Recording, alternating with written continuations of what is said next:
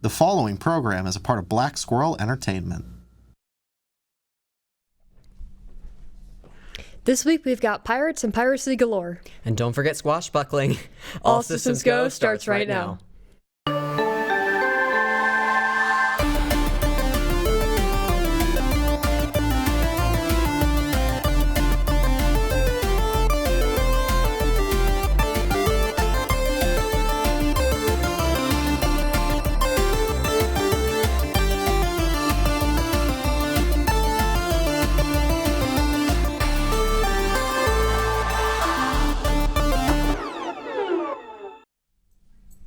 Greetings, and welcome back to another episode of All Systems Go, the only show that plunders the latest loot in gaming and anime. I'm Captain Cassandra. And I'm Lieutenant Commander Laz. Let's get started.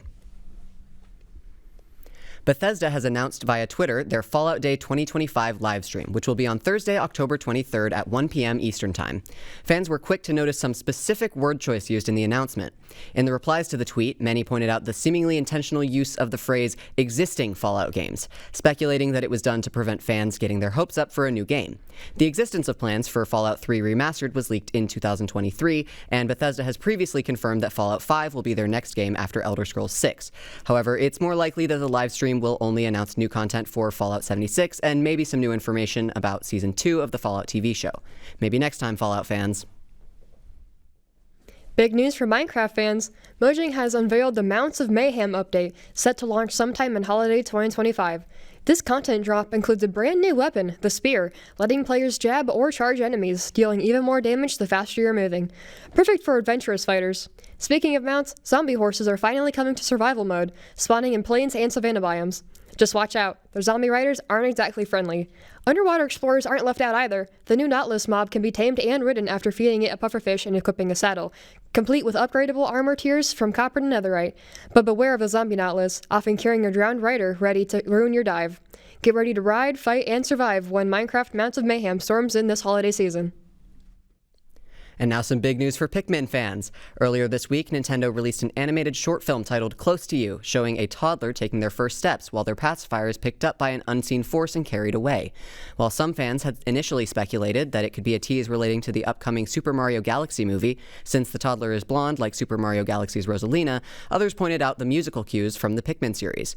We didn't have to wait long for confirmation, though, as this morning Nintendo gave us a new version of the short film where a crowd of Pikmin are now visible carrying off the pacifier. There's been no confirmation of what this is specifically teasing, but at least Pikmin fans are getting something. Anime fans, get ready to turn the page, literally. Crunchyroll manga is officially launching this October 2025, giving readers a brand new way to enjoy their favorite manga. This premium add-on to the Crunchyroll streaming service brings titles from major publishers like Viz Media, Square Enix, Alpha Polis, and Yen Press, with hit series such as One Piece, Jujutsu Kaisen, and Delicious in Dungeon leading the lineup. The Crunchyroll manga app hits iOS and Android tomorrow, October 9th, with the web version following on October 15th. Pricing starts at $11.99 a month for fan members or $15.99 for mega fans, while Ultimate fan subscribers get it included at no extra cost. Crunchyroll says the goal is to unite stories on the screen with those on the page, and for anime lovers, that sounds like the ultimate crossover. After nearly a decade and a half, Minecraft YouTuber Kurt J. Mack has reached the far lands. For those unaware, in older versions of Minecraft, if you traveled far enough, the terrain generation would become wonky as a result of integer overflow. This was almost never an issue in regular gameplay, since you'd need to travel over 12.5 million blocks to reach them. But according to the Wikipedia article about Farlands or Bust, the name of Kurt J. Mack's series, more than 30 legitimate journeys to the Farlands have been verified. Only a third of those have been completed, some of which use the Nether as a shortcut. 1/3 are currently in progress, and the last third have gone inactive. We at ASG commend Kurt for his dedication and extend our congratulations on holding the Guinness World Record for longest journey in Minecraft. It's been a busy week for Kent State esports, and the action's just heating up. In the Rocket League, the Golden Flashes took down Northern Illinois University in a tight 3-2 victory on October 1st, and are allegedly facing Akron tonight at 7 p.m. Coming up, they'll meet Central Michigan tonight at 8 p.m. and BGSU on October 15th at 7 p.m. Meanwhile, Overwatch 2 continues to dominate, sitting at second place with a 6-1 record. They will battle BGSU tonight at 9 p.m., Ohio University tomorrow, October 9th, and Miami on October 14th, all at 8 p.m. And over in Super Smash Bros. Ultimate, Kent State remains undefeated at 6-0, holding that number 1 spot. And for our on-campus viewers, SSBU Club team tryouts are this Thursday, October 9th at 6 p.m. in the library. Bring your own controller. Setups are provided. After the break, a One Piece discussion sails into the studio. And this one will not last 1,000 episodes. All systems go. We'll be right back.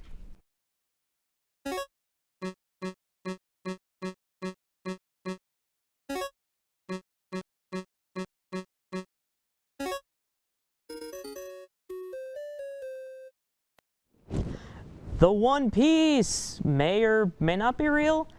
I'm joined by Mike, and we're going to talk all things One Piece. So, first thing that comes to mind, what do you think the One Piece actually is? So I have two theories that I'm kind of like iffy on that I personally enjoy. The first one, this one is one that I found online. It's that the One Piece is actually a comic book. A comic book? A comic book. Okay. And the second one is that it's one of the ancient weapons that has been talked about since the very beginning of the start of the anime. Okay. Well, I know what I think the One Piece is. I think it'd be really funny if it's just a mirror. Like, because they say it's a physical object. It's just a mirror. Just imagine all that effort and you just see a mirror. Like, what it does, who knows? But I do want to hear you elaborate more on that comic book idea. So the comic book idea, I went down a very long rabbit hole a couple of weeks ago because I'm currently finishing up the Wano arc, which is pretty, a little over 1,000 episodes through. Yeah. And in it, I'm not going to add any spoilers. I'll try and beat around the bush of any One Piece spoilers. But during one of Oda's flashbacks, because he was part of the Roger crew to find the One Piece, in one of the frame, and they actually removed this from the anime, but in the manga, in one of the frames, it shows Roger supposedly holding the One Piece. And in the frame, you can actually see it looks like he's holding something, and in the corner, exactly like a comic book, and in the corner there's like a little what looks to be the corner of a book. Okay. And so then it could be a book or a comic book, and the whole thing about like Joy Boy being like freedom and stuff, the reason why it's, at least what I read about it being a comic book, is because in the Luffy's final form is kind of cartoonish. It's like more unrealistic than most of it. And that will lead you to believe that the One Piece is actually a comic book which holds the story of Joy Boy, which is like some cartoonish superhero that they looked at during, we assume, the 100-year gap. You know, that actually brings me to my next question, which is, what is Joy Boy really? They claim he's a god, but considering that Luffy is now the embodiment of this Joy Boy, he seems very Bugs Bunny-like. And with your theory that it's a comic book, that could be an interesting direction. I like to think that, given that they've been kind of tiptoeing around the idea of there being space stuff happening, I wonder if some of these so-called gods aren't actually gods, but they're aliens. Like, they're just fancy aliens with magic powers. Like, again, Joy Boy has essentially Toon Force. That could easily be some sort of alien shape-shifting powers, because sometimes aliens are seen as almost godlike because the world that they visit, they don't fully comprehend what exactly it is they're facing. I like that. I haven't really thought about the idea of what actually gives them these powers and stuff, and the devil fruits and stuff, and these these otherworldly powers that are introduced in One Piece. But yeah, I think that's very interesting. I think Joy Boy was this embodiment of freedom back in the 100-year gap in the ancient times of the One Piece world. Yeah, exactly, the Void Century. So he was kind of a comic book figure that people looked up to, and that's how they broke through the slavery and stuff that was been apparent in all of One Piece history. Okay. And And here's a fun one that little freeform here. What is the wildest conspiracy you have about One Piece? Like, what is the most out there like theory that you have, like not pertaining to anything we just talked about? Let's just kind of throwing darts against the wall and seeing what sticks. Ooh, theory. I don't know about any theories. Can I hear yours and think about something that I might have? It's good. I'm thinking I gotta ponder the orb a little. I think that the Void Century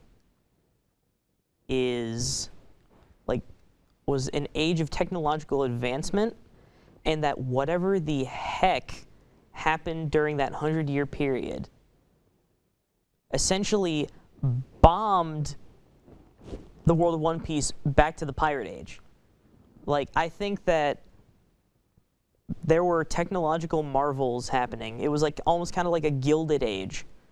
And kind of like how in Adventure Time, how the Mushroom War sort of set everything back like a good amount of time, like technologically speaking, sort of.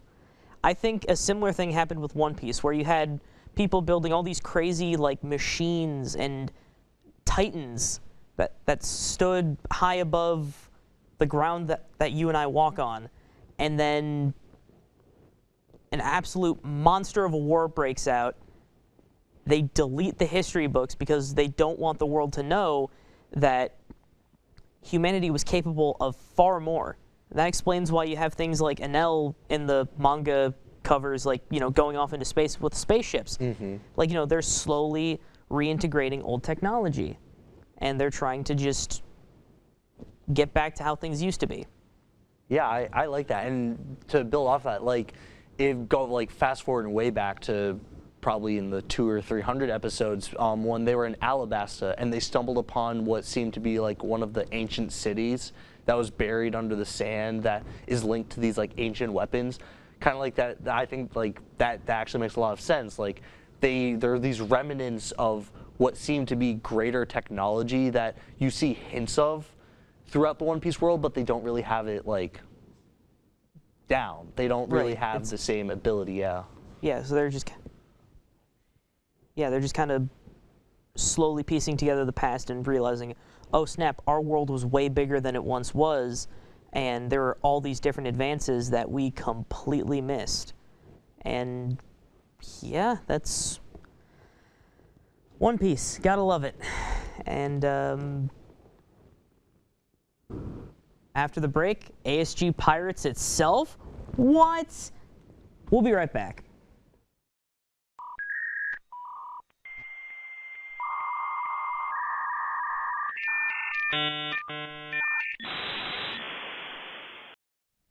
Welcome back to another segment of All Systems Go, where our first mate Sammy has created a cool new video to watch. Aladdin, congratulations. And in what? Patience, my fine feathered friend. Any 3 wishes. Oh, what wish that you wish? And in what? Hey, paisanos, welcome back to the Disney World Reviews. This time we're caught in a trance, lost in a dance, and Agra from Aladdin, one of my personal favorite Disney movies despite its many quirks. Our story begins this time with SDG landing in a whole new world where Jafar and Millicent are looking for Princess Jasmine, just as SDG happens to conveniently run into her while wandering into an alleyway. Jafar soon kidnaps the princess, who tells the trio to go find Aladdin in the desert. After a magic carpet ride, some heartless patient shenanigans, and a very wasteful genie wish, SDG take Aladdin back to the city itself and confront Jafar in front of the palace gates. Old Al uses a second wish to free Jasmine. The lamp is immediately G-snatched from him. Jafar then kidnaps Jasmine again and leaves our heroes to fight a mediocre boss. SDG stays one jump ahead of the heartless and follows Jafar to the Cave of Wonders, where the keyhole of the world lies. After a series of puzzles, Sora Aladdin catch up to Jafar, who decides to turn himself into a genie for no reason. Our heroes defeat the red genie menace and steal the keyhole. But alas, Jasmine is still missing, so that's a cliffhanger for the next world. Aladdin, being the nice guy he is, uses his final wish to free the genie, but still asks him to stick with Sora since he can't go save Jasmine himself because of the world lorder. Right. This is a pretty straightforward plot, being mostly a retelling of the original movie, but way more condensed. And the world is, worse off for it. The plot moves super fast, and you don't really get to know the world's characters very well. Aladdin doesn't get any of his defining character moments that endear him to the audience, and Jasmine is functionally just a plot device to hunt down here, which she was in the original movie, don't get me wrong, but she still has some kind of agency and personality. It doesn't help that SDG spends most of the time here plot-wise just standing around with very little to do outside of smacking heartless. Sora meets Millicent proper, but outside of that, he gets nothing from this experience. Even Jafar gets hit with this. Jafar and Iago in the movie are genuinely incredibly funny and carry all the scenes with them in it, but here they're super flat and generic. Although giving Jafar a boss and Millicent does create an interesting change to his character, helps his thematic through line of always being second rate to someone else. The Sultan, the genie, and now Millicent, but also messes with his intimidation factor.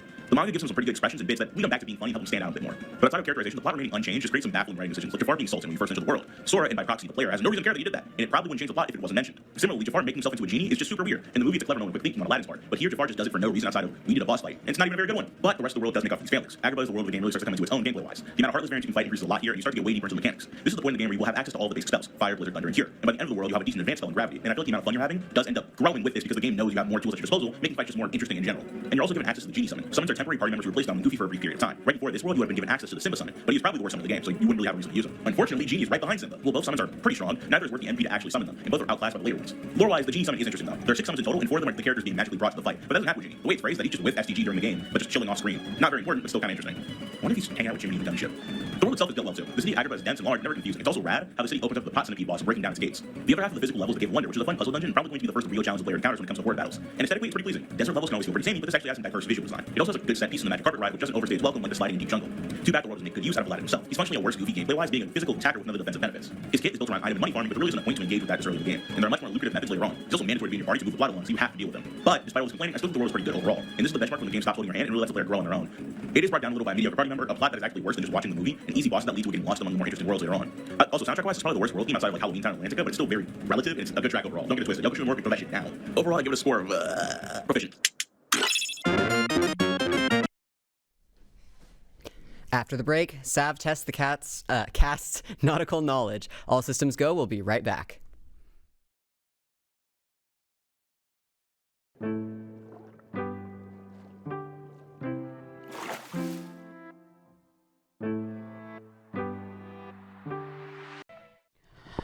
I'm Captain Sav Thomas. Probably wondering why am I dressed like this? Stop thinking about the outfit. Today I'm here with Hoko, Cassandra, Morgan, and Charlene to guess that ship. Hope you're ready, and here is your first ship. So, this ship was named after royalty and captained by Blackbeard.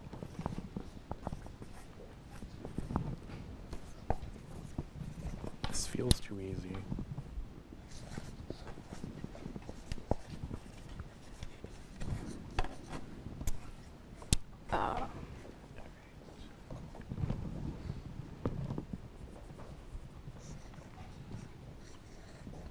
So is that it? Or...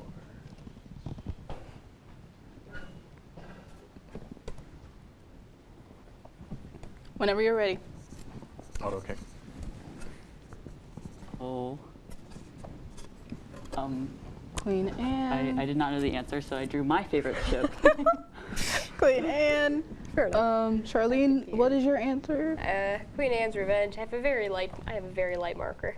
So, 3 of you are right. Hoko, I am sorry. I don't know. I think this is right. Yeah, maybe. Yeah, Next ship. that felt too easy. It's definitely a ship. Henry VIII's favorite sailing ship that sank. King Henry. Okay. Can't wait for these answers. Okay, I'm just gonna go. I'm gonna take a swing here. I know one ship that sank. Oh God. Is it the? Actually, no. Don't tell me. Do I share yet? Can I share Night. yet? Do we share whenever we're ready, or? About to say, there's the photo, just so reference. Oh, we have a photo. I mean, Yeah. like, I got no. I think it's close enough. I got nothing. Oh, see, 2 of you erasing your answers. Go ahead and show them to me. Well, What the? I just threw out a guess. Wait, what is yours? Saying? Charlene. Oh. I thought the same thing, and I saw the ship, and I'm like, oh, never mind. No, I think that's. All I think of- that's the Titanic. All of you are wrong. I'm It gonna is be honest. Mary I Rose. studied fictional ships. Now I'm worried. Yeah. I didn't even study that much. Okay.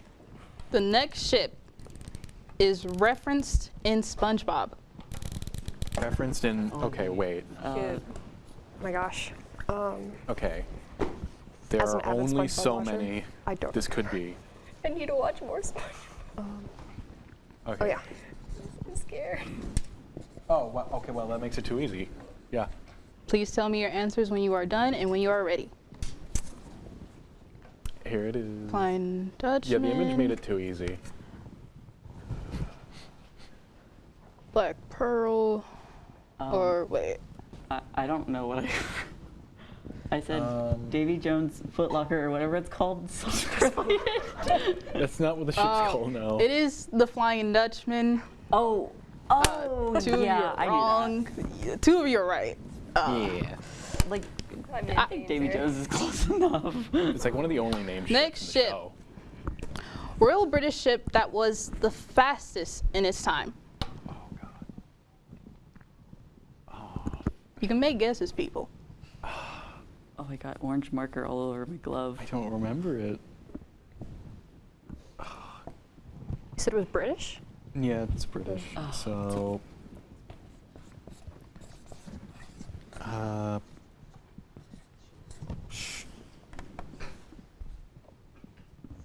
Need to think of British ship names. Answers when you are ever ready. Hoko. I'm doing my best. I don't know ships. Okay. There we go. This isn't my expertise. No, no, and no. No one is right. No one is right, no. Next ship is, this ship was owned by Okay. straw-hatted pirates.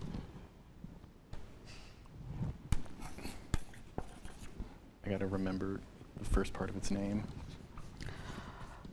I did research this one. A few of the choices are Magic Bomber, Going Merry, and Thousand Sunny. Okay, cool. Okay, so I do remember. This is like one of the only ones I studied. I like made sure to get the name of this ship specifically. Okay, so you gave us multiple choice for that one, but not every other one. Some of you knew it, Don't shrug. and you're still guessing. Well, no, I wrote the right answer. No, that's not the right answer. Going Merry, Sunny, no, no. So Cassandra is the only one that was right. Crazy. Wait, which one was it? Going Merry. You rang a Wait. bell? I have avid One Piece friends. So you researched it, but you still got So, There were like two options, and I went with the one I thought was most likely. And I was wrong. I just didn't catch what the first I haven't actually watched the show. I don't watch okay? it, but I have avid One Piece friends. Yeah. so the Say a lot. next, I have none of those advantages. you guys ready? Yeah. Okay. So the next ship looks like a flying horse. Categories are Sea Nymph, the Magic Bomber Christina, Pegasus. Pegasus seems too obvious.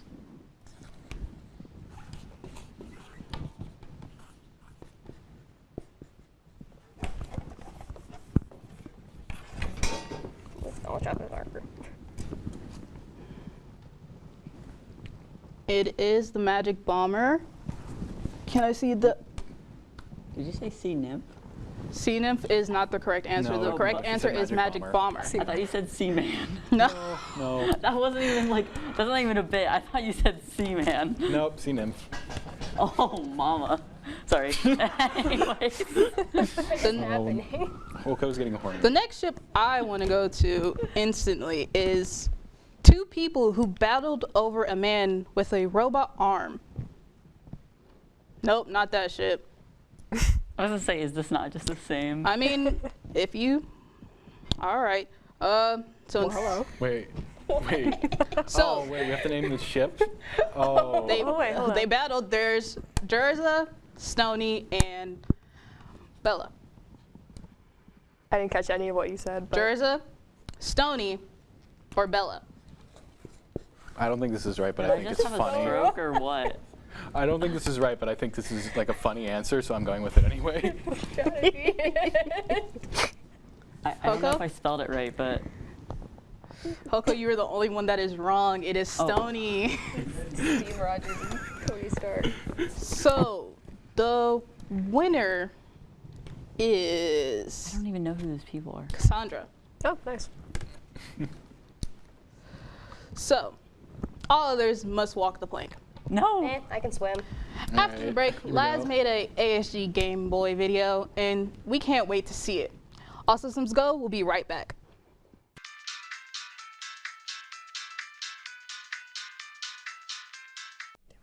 Welcome back, and hopefully you're ready for a special video about Game Boy Advanced. Have you ever wanted to watch heavily compressed versions of your favorite cartoons and movies? Who am I kidding? Of course you have, and Nintendo has just the thing for you, Game Boy Advance Video. From 2004 to 2007, you could buy special white Game Boy Advance cartridges with cartoons and even a few full-length movies on them. Given that the cartridge's capacity was a mere 32 megabytes, the video resolution was abysmal to say the least. But there's just something so endearing about those crunchy videos. So since fan-favorite shows like SpongeBob SquarePants, The Fairly OddParents, and Sonic X got episodes on GBA video, I figured ASG should have one too. So first of all, how do we go about putting a video on a Game Boy Advance cartridge anyway? Well, first I had to download the episode, and in true internet pirate fashion, I visited a YouTube to MP4 converter website, where all I had to do was copy and paste the link to the episode. Once that was downloaded, I had to convert the MP4 file to an AVI file for use with a program I found on the GBA temp forums. Then the time came to select the compression settings. I initially tried to go with some higher res settings, but the file ended up too big, so we had to go crunchier. It took about 5 minutes for the AVI to GBA ROM conversion process to conclude, and then it was time to pop that sucker on a cartridge. I connected my GBX cart flasher from Inside Gadgets to my laptop and hooked up a cheap ROM hack cartridge I'd bought on AliExpress a while back, and I let the flasher work its magic, which also took about 5 minutes. Now, at this point, we have a functional GBA video cartridge, but why should we stop there? Let's go all the way. I designed a custom sticker for the cartridge using the Dragon Ball GT Volume 1 sticker as a base. Then I ordered some holographic sticker paper on Amazon for funsies and printed out the sticker. It came with 4 different patterns, so I printed out one of each, and I ended up going with the cracked glass pattern, since I found that it was the most visually interesting while not being too distracting from the actual content of the label itself. After I cut it out, I carefully placed it on the cartridge, which I had scraped the old sticker off of, and I think it turned out pretty cool. But now, for the moment of truth.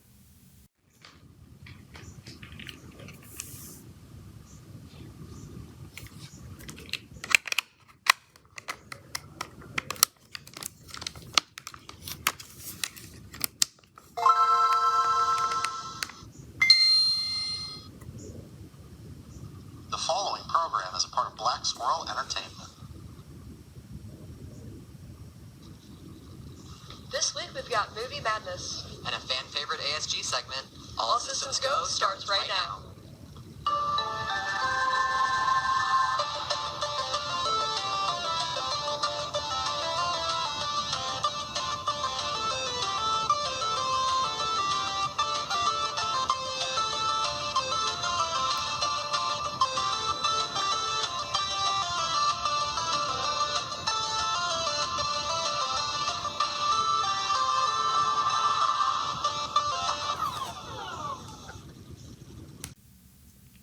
Well, I got to check something off my bucket list today, so thanks for coming along with me on that adventure.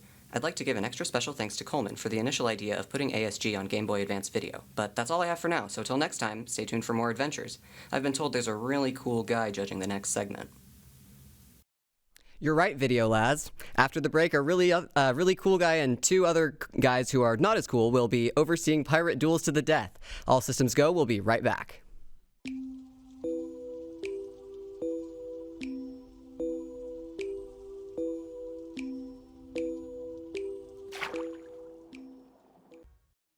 Ahoy, and welcome back to Death Battle. Today, we're finding out who the real king of the pirates is. I have with me my fellow judges, Wyatt and Brody. Is there anything that either of you are especially hoping to see? I'm hoping to see billionaires. Pirates fight for the working man, and nobody fights for the working man more than billionaires. Okay. Classic Wyatt sentiment there. I'm hoping to see some fancy hats. We do like fancy hats here. All right. So first up, we have a sibling showdown. We've got Charlene and Cassandra. Let's hear from. We will start with Charlene. Yeah, I get to go first. Okay. All right. So my OC, her name's Avia Starlight. She has advanced astral magic abilities, which means she can turn transparent. She can become intangible. She can also control starlight and stardust in order to create energy constructs. Sorry. And yeah, so she has energy projection, and as an additional effect, she also likes traveling the world collecting magical items and potions so that she can create pretty much anything she can think of at this point. And she also has an owl that is invincible to everything and helps boost her powers. All right, that sounds that's magic. We like magic. All right. Let's hear from you, Cassandra. Here. There you go. Yo. So her Yo, name is ho, ho. Vera. Basically, she is a pirate captain. Her ship's only visible at night, especially during storms. As it says in the thing that you can't see because I'm in the way, she draws her power from the storm. She manipulates wind and lightning to strike enemies and fly across the battlefield. She also can create illusions from fog and rain. And her finishing move is something that it's like Cyclone, and she sucks people to the middle, and then she like blasts them apart. So. Now I'm not seeing a single skeleton in either of these drawings, which is fine. Her ship isn't visible at night. It is. It is only visible at night? Like, you can see it. Okay, so in the daytime, to the naked eye, she's just riding on nothing? Yeah, pretty much. So we can see her, but not the ship. Can she see her own ship during the daytime? She can. She and her ship are invisible during the day, but she is still there, so she can still attack you and kill you. So, yeah. I gotta say, that's difficult to house a crew on. Yeah. Yeah. Okay. Are we conjoining for this, or do we? We do have to pick we have to pick a victor. I have to say, I mean, we're not just talking about pirates here. We're talking about their crew too. But we don't have any information about their crew, do we? Well, I guess not, but we know that their crew would be we know that a crew would be uninhabitable I here. think that the invincible owl is kind of a little bit OP. So Yeah. I think There is we an kind of invincible owl. that the win is going to Charlene. We will see you back for the final showdown. Thank you. All right, next up we have Vivian versus Lynn. Oh, it's Hoko and Noah. Sorry. Ooh. Just reading it. No, that's fine. Pirates are known for their tardiness, so a little bit of time in between them, that makes sense.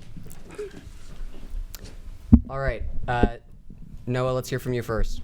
All right. So for mine, once the image pops up, his name is. Oh, that's the wrong one. Okay. This is John Scabbard III. Oh my gosh. This is John Scabbard III. He is practically blind. One of his eyes got stabbed out, and the other one, he was kind of bad vision with it. Mike. This is John Scabbard III. He's practically blind. But with that, he kind of has the anime logic where he can sense the vibrations around him of where. Okay.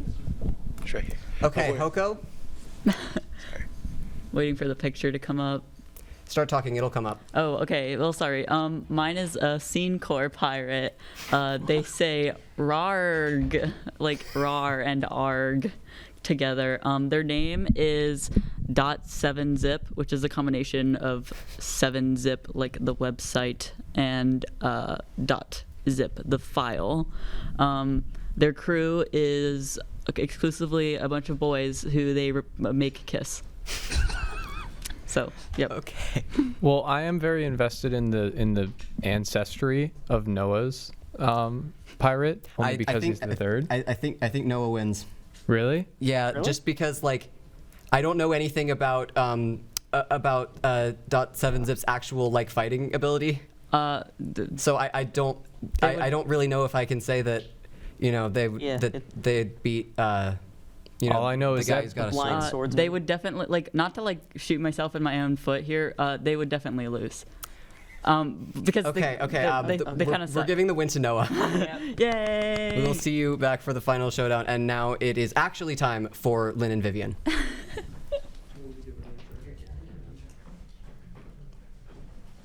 The blind just continue to take it with this. So he's like Daredevil, but a pirate. And swords. Yeah. And Okay. swashbucklers. Vivian, you are first. Hello. My pirate is a skeleton. So to Wyatt, who was saying something about skeletons, good news. These things don't Anyway, I have to be next to my microphone. So basically, the thing with her is she was like a normal type sailor girl or something, and she did cargo stuff. And then pirates attacked her ship, and she went overboard and fell into the sea, and she died. However, through power of sheer determination of will, She clung on to her life, though she did not cling on to her flesh. All right, Lynn, your turn. All right. So my Pirate-sona is Maddie, and she's not only a pirate, but she's an engineer too. She comes from a world of sky pirates, and so she hitches rides on cargo ships to steal their precious electronics. And yeah, that's how she makes her living. Are those two peg legs, or do her legs just look like that? Her legs just look like that. Okay. All right. No, that's fine. Yeah, she's a dog. Okay. What the dog? Don't we all have that dog? I mean, I have to say, again, you bring up the skeletons, you're going into immortality territory. You know what I mean? Yeah. I mean, it's kind of hard to beat a skeleton that can't really be killed again. Sunken has seen hell. That's all I have. I add something. Quickly. Her main weakness is that determination. You have to wear her down. She can keep getting back on the ship, but if you keep knocking her down, So now that she'll you've die. said that, I am a little worried because I'm a little worried for you because one of you, Lynn will be Lynn's. What did you say your character's name was again? Maddie. Maddie is attacking from the sky, and as far as I know, your pirate doesn't have any ability to get in the sky. She does not, does she? We're gonna have to give it to Maddie then. Yeah. Skeletons Okay. have notoriously bad necks. All right. So if Lynn, you can stay there. Vivian, I'm sorry, you do have to leave. So if we could get our other two winners back for our final showdown. So is this a free for all? This is a 1v1v1. This is a yes. Okay. Our bracket had 6 people. Yeah. All right. No, that's fine. It happens. All right. Everybody stand close. Love each other. Act like you like each other. Hi. What's up? Okay. All right. So. It's time for a death battle. A refresher on each would be nice, but I think we're just getting. Yeah. Okay. Yeah, like like one sentence, maybe a sentence fragment, please. All right. So mine is a dog engineer pirate who. Okay, that's good. Yeah. That's all we got. A pirate that can become intangible and has infinite access to magic. Pretty busted. All right, Noah. Practically blind person with heightened abilities like speed and the ability to kind of read his opponent's movement before they do that. Okay. All right. I got to be honest. I mean, not for nothing, but John is going in with Ultra Instinct. Blind, maybe, but 2 swords and Ultra Instinct. And I'm not saying that infinite magic is not a huge hit. I'm just saying that you can anticipate magic as any other The voices attack. are telling me to get you to stop talking. I'll be quiet then. I'll look this way. Now the question is, can the magic one beat Goku? That's not the question. That's the one not thing the we're question. not asking. We are All not- right. We do not ask that question on this show. Oh, noted. I mean, infinite magic's kind of busted. Yeah, I think I'm going to say it. Charlene, you win. Yeah. All right. After the break, Judge Cassandra asked the question, what is piracy really? All systems go. We'll be right back.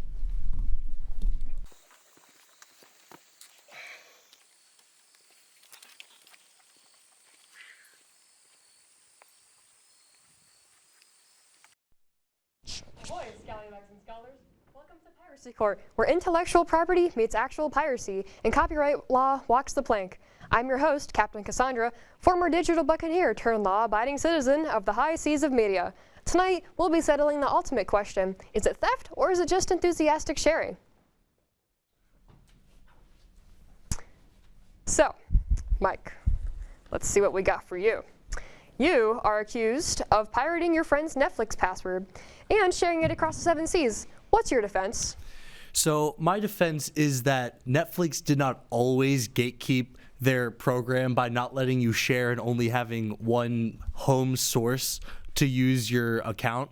So in my defense, the password was shared before that policy change. So I feel that it should be grandfathered in that you could still share the password if you signed up before they changed their policy. All right, fair enough. So, for our next person, we have, well, I'm going to call you guilty, actually. You look pretty guilty. Brian, you have 20 seconds to talk. You stand accused of stealing Wi-Fi from the neighbor's apartment. What were you doing on that network? Your Honor, is it really a crime if the if there's no password on the Wi-Fi? OG Fortnite's back, so why not, if your internet's down and the other Wi-Fi doesn't have a password, is it really considered stealing? It's not secured in any way. They're just giving it to you. So yes, I feel like playing OG Fortnite, having a great time. If your Wi-Fi crashes and there's a free Wi-Fi and it's your neighbor, why not? It's not stealing. There's no password. Well, technically, it is still stealing because it's not your Wi-Fi and you didn't ask. Guilty. Dang. Next up, we have Morgan. Once again, 20 seconds. Answer. You have been caught downloading your friend's entire personality and passing it off as your own. How do you plead? So I plead innocent by the logic that personality is not something that is copyrightable, therefore I have not actually broken the law. Ethical violation? Perhaps. Have I violated my friend's privacy? Almost certainly. But, that is not I have not committed a crime. I am innocent in that regard. Besides, it's okay. This is it's a valid point. I got you. Don't worry. All right. I've done the same thing, so we're both innocent. We've all obviously done it before, I'm sure. Both innocent. Next person, Vivian. Yet again, 20 seconds. Please answer. You have been accused of pirating a playlist by humming every single song you've ever heard without paying royalties. What do you say in your defense? Your Honor, this is clearly fair use. I was doing it just because I didn't have an MP3 player on me, and I had to sing the song somehow because I wanted everyone around me to know that the songs were good. And so I really had to hum the music with my ears. Fair enough. Fair enough. I do the same thing too. Innocent. Also innocent. Yay! After the break, we'll find out who's walking the plank when we open the doors for a Piracy Confessional. All systems go. We'll be right back.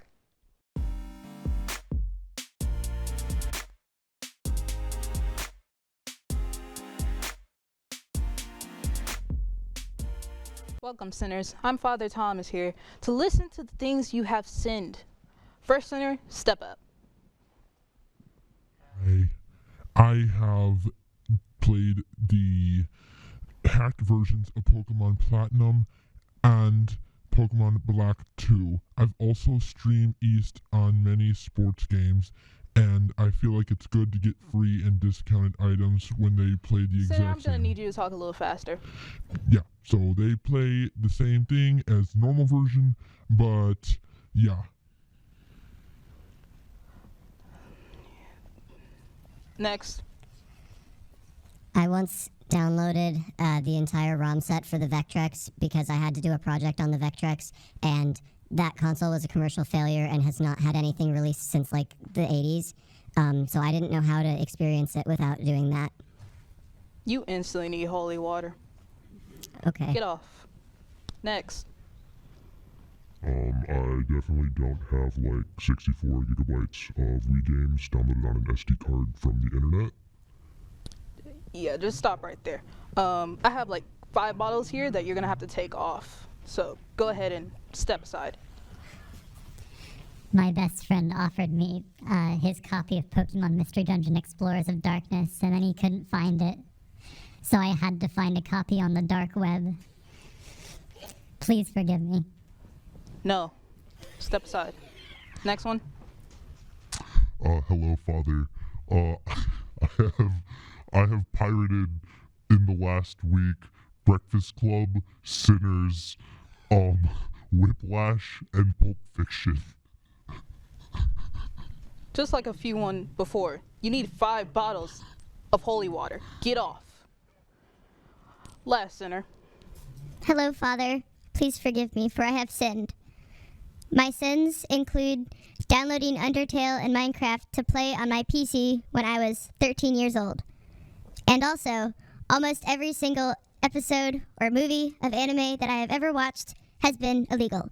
Rest in peace, Kiss Anime. Please forgive me, Father, for I have sinned. You already need a bottle. Double the amount. Well, that's all we have for this week of All Systems Go. Follow our Instagram for some behind-the-scenes content and our YouTube for past episodes. All Systems Go, signing off.